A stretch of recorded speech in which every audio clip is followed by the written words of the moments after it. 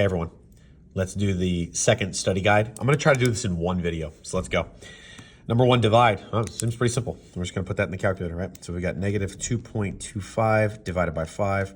It's going to be a negative 0.45. Just make sure you select the correct answer. Again, we're going to be really precise. Double check our work. Number two, Juno deposits 15 in her savings account each month. So deposits means that she's putting that money into a bank account. She still owns that money, right? So what integer represents the change in her balance after 6 months? So she's still putting that money in, right? So 15 times 6 is going to be a positive 15 times 6. So what integer represents the change in her balance after 6 months? Well, 6 times 15 is going to be $90, right? So we got $90 here, okay? Again, depositing money is, it's like she has the money in her wallet and she's putting it into the bank account, okay? So that's going to be how that works. Number three, which of the following expressions is equivalent to negative 8? So equivalent means equal to. So I'm trying to figure out which one of these is negative 8. Well, 10 minus negative 2 is 12. And if I put that in the calculator, it's going to show me that, right? So 10 minus negative 2, that's 12. So that's not going to work. So A doesn't work. B is going to be negative 2 times 4 times negative 1. Well, a negative times a negative is a positive, and 4 is positive. So that's not going to be negative 8, so that's not going to work. Negative 16 divided by negative 2 is positive 8. Your calculator will show you that, right? So negative 16 divided by negative 2 is positive 8. That doesn't work. So D is going to be my choice. And why is it my choice? Well, it's because it's got 12 minus 20, which is negative 8, divided by 1, which is negative 8. Okay? Again, put it in the calculator. Number four, which number below represents a repeating decimal? Okay, great. So I want to know which one is repeating. So that means it's going to go on forever. So let's see, 1 over 2. So 1 divided by 2, that's 0.5. That terminates. No good. B, 4 divided by 5. That's 0.8. That terminates. C, 1 divided by 8. Oh, that's 0.125. Terminates. 5/6 is my answer, and let's see why. Take a look. This 3 is going to repeat forever. So that's repeating. The other 3 are terminating. Number 5. Vern is dividing negative 40 by 5. Which statement best describes the quotient, meaning the answer of a addition problem, that he should get?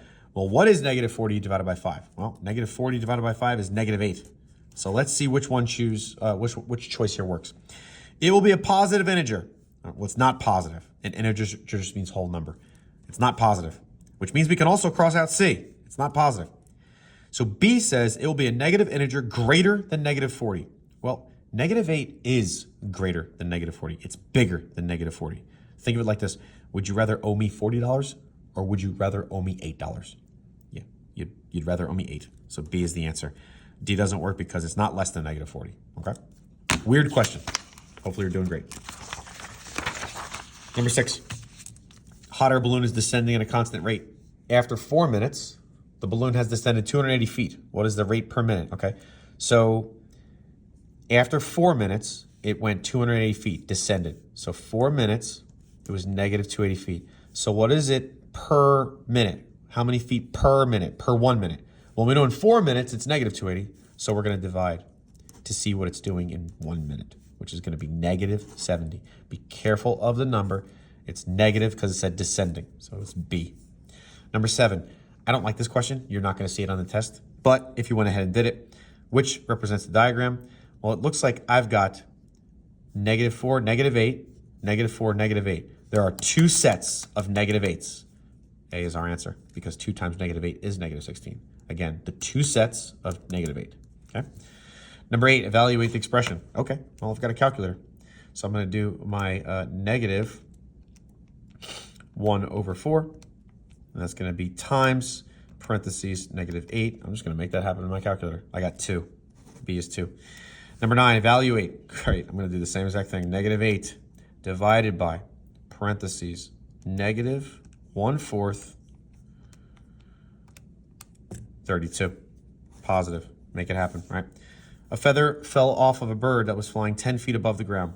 The feather got caught in the wind and slowly descended. Okay, descended means down to the ground. If the feather reached the ground 8 minutes later, how many feet did the feather fall per minute? Okay, so it's flying 10 feet above the ground.